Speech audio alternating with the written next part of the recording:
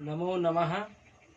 नवीन कुमारः, व्याकरण प्राध्यापकः, नंदन संस्कृत महाविद्यालयः, ईशःपुरं मधुबनी। अद्य वयं पठिष्यामः कारक प्रकारान्तर्गते एकं सूत्रं वर्तते।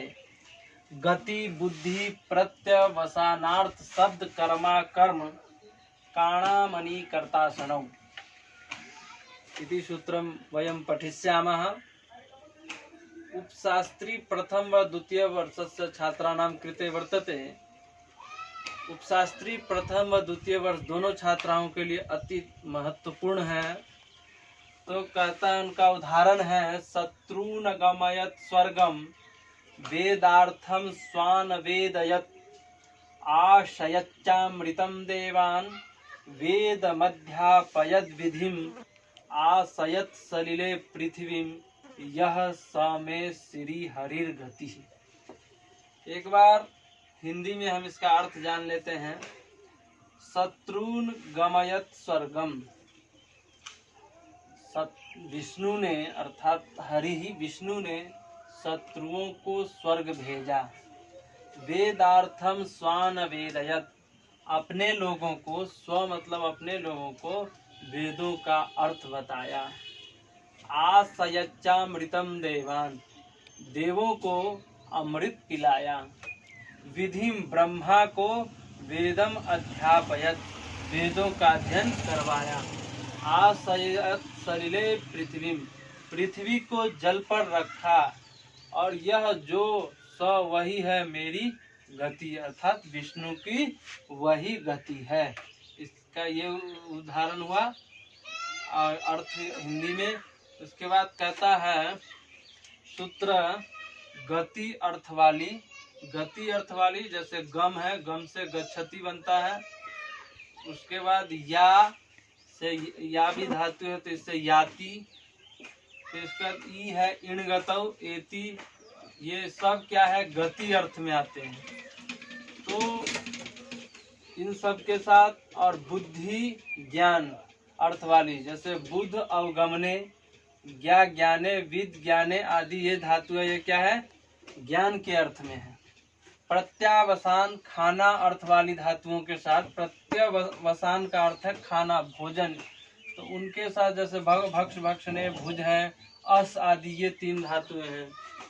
शब्द कर्म पढ़ना बोलना अर्थ वाली, पठ आदि, ई उच्चार आदि।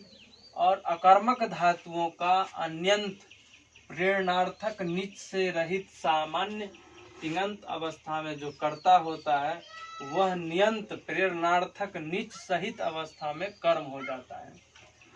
जो अन्यंत अवस्था में करता है वही अन्यंत में क्या होता है, प्रेरणा अर्थ के देने में कर्म हो जाता है।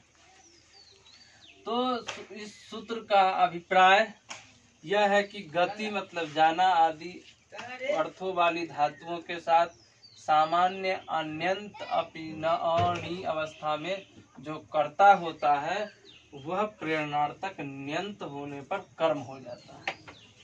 उपर्युक्त श्लोक में क्रमशः इनके उदाहरण देख लीजिए।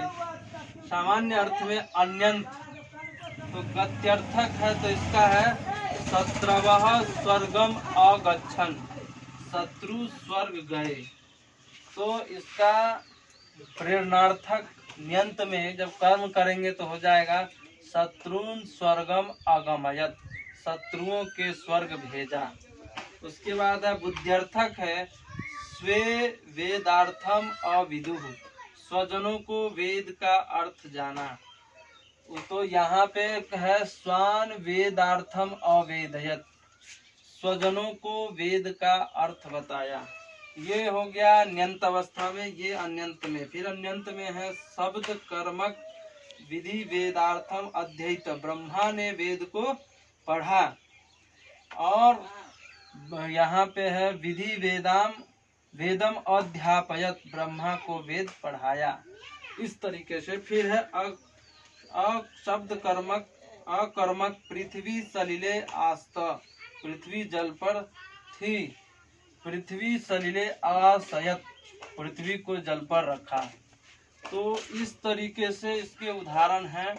ये न्यंत अवस्था में है। अन्यंत में, अन्यंत सामान्य कर्ता अर्थ में होता है और न्यंत कर्म अर्थ में बदल जाता है प्रेरणार्थक होने पे।